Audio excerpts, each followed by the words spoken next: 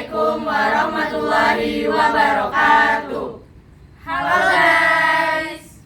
Kami dari kelompok 2 akan menjelaskan tentang database management system. Kami beranggotakan 8 orang. Selamat menyaksikan. Baiklah, di sini saya akan menjelaskan sejarah DBMS. Pada tahun 1960, Charles Beckman merancang DBMS pertama yang dikenal sebagai Integrated Data Store atau IDS di General Electric. Ini merupakan model jaringan data yang distandarisasi oleh Conference on Data System Language dan menjadi dasar bagi pengembangan sistem database selanjutnya. Pada tahun 1970, Edgar Code, seorang ilmuwan di IBM, memperkenalkan model relasional yang mengorganisir data dalam tabel dan mendefinisikan hubungan antar data.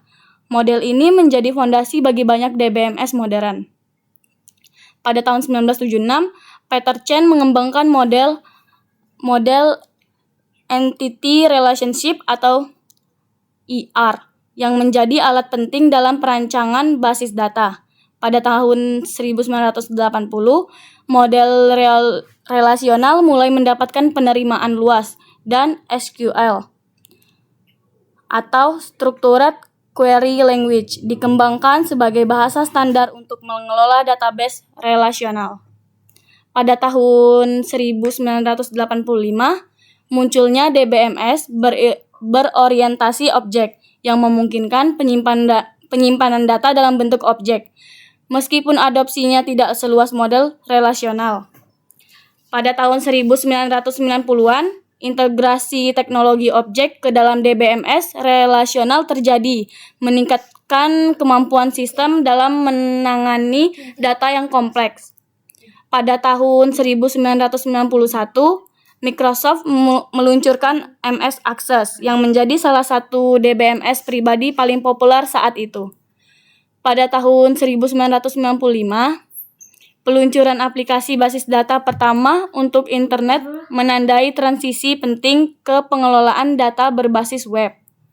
Pada tahun 1997, XML mulai diterapkan dalam pemrosesan database dan banyak vendor mulai mengintegrasikan XML ke dalam produk DBMS mereka.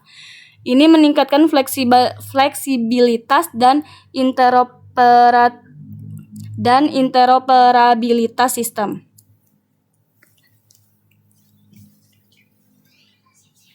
Selanjutnya saya akan menjelaskan tentang pengertian DBMS. Database Management System atau DBMS adalah perangkat lunak yang digunakan untuk mengolah, menyimpan, dan mengambil data dalam database secara efisien.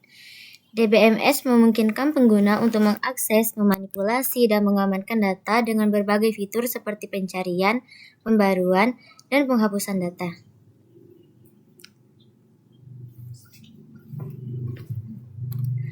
Selanjutnya yaitu fungsi DBMS. Yang pertama untuk manajemen data, yakni untuk mengatur dan menyusun data agar tetap terstruktur serta mudah diakses kapan saja. Yang kedua yaitu keamanan data, untuk melindungi data dari akses tidak sah dengan mekanisme autentifikasi pengguna dan kontrol hak akses. Yang ketiga yaitu manajemen transaksi, untuk memastikan konsistensi data selama transaksi multi pengguna dengan fitur seperti rollback saat terjadi kesalahan. Lalu yang selanjutnya untuk pengontrol akses multi-user, untuk mengelola akses data oleh banyak pengguna secara bersamaan tanpa konflik atau kehilangan integritas data. Selanjutnya, backup dan pemulihan data, untuk menyediakan fitur pencadangan dan pemulihan untuk menjaga keamanan data dari kegagalan sistem.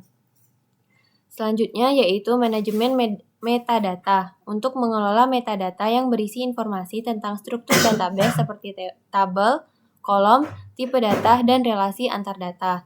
Yang terakhir yaitu transformasi dan presentasi data, untuk mengubah data mentah menjadi format yang lebih berguna untuk aplikasi atau pengguna akhir.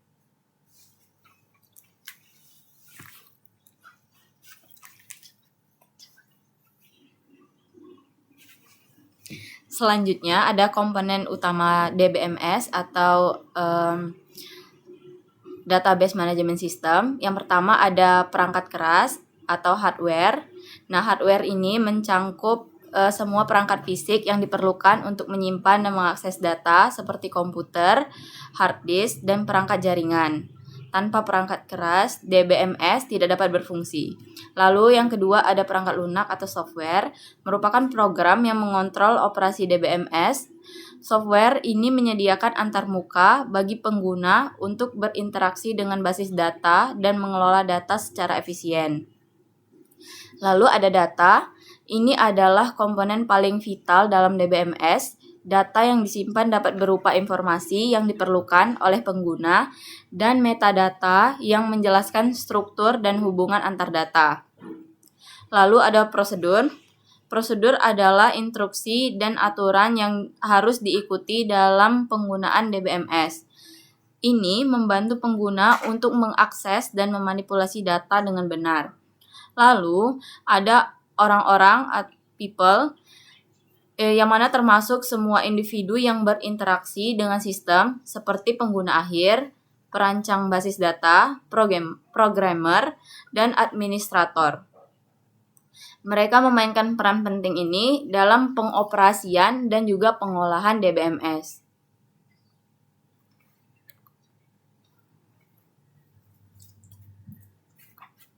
Selanjutnya ada komponen tambahan dalam DBMS. Yang pertama ada storage engine, yaitu bertanggung jawab atas penyimpanan fisik data dan pengelolaan struktur penyimpanan. Yang kedua ada query language, memungkinkan pengguna untuk menulis query untuk mengakses dan memanipulasi data dengan SQL sebagai bahasa query yang paling umum digunakan.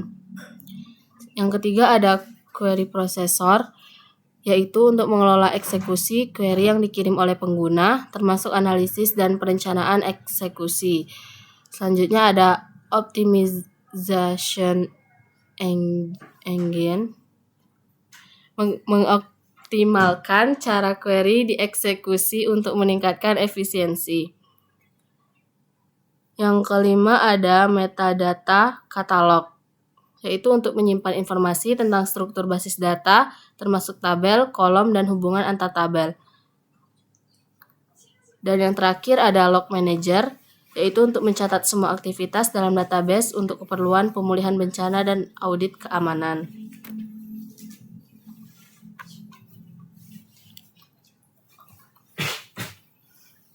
Baik, di sini saya akan menjelaskan arsitektur DBMS atau Database Management System. Arsitektur terbagi menjadi 3 tingkat. Yang pertama, tingkat eksternal, user view, merupakan pandangan data yang diberikan kepada pengguna. Setiap pengguna atau kelompok pengguna dapat memiliki pandangan yang berbeda terhadap data yang ada di dalam basis data. Yang kedua, tingkat logical atau conceptual view, menyediakan gambaran logis tentang data tanpa mempedulikan detail fisiknya. Ini adalah representasi konseptual dari seluruh data yang ada di dalam sistem basis data. Yang ketiga, ada tingkat internal view, menangani cara data disimpan secara fisik dalam perangkat penyimpanan, misalnya hard disk. Di tingkat ini, DBMS mengoptimalkan penyimpanan dan akses data. Setelah itu ada arsitektur 2, yaitu 2 tingkat. Yang pertama ada client tier, merupakan bagian yang digunakan oleh pengguna untuk mengakses database, biasanya berupa aplikasi yang dijalankan di komputer pengguna. Yang kedua ada server tier. Di sisi server, DBMS melakukan pengelolaan data, penyimpanan, serta pemrosesan query. Pengguna mengakses data ini melalui server ini.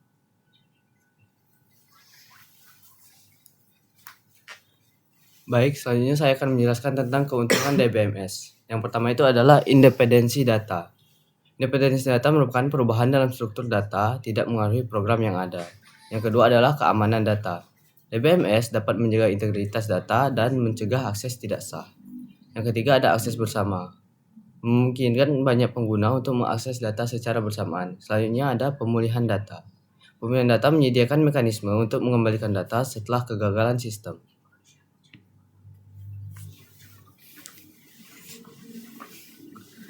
Kekurangan DBMS, biaya tinggi, perangkat keras, perangkat lunak, dan pemeliharaan mahal. Butuh sumber daya besar, membutuhkan RAM, prosesor, dan penyimpanan tinggi. Kompleks, perlu tenaga ahli untuk mengelola dan mengoptimalkan database. Keamanan rentan, bisa terkena serangan cyber jika tidak dikonfigurasi dengan baik.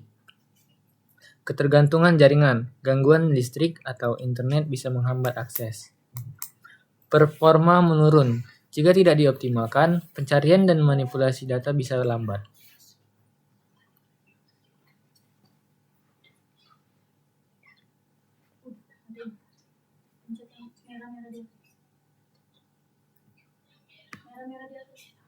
Sekian video penjelasan dari kami. Terima kasih telah menonton video kami. Wassalamualaikum warahmatullahi wabarakatuh.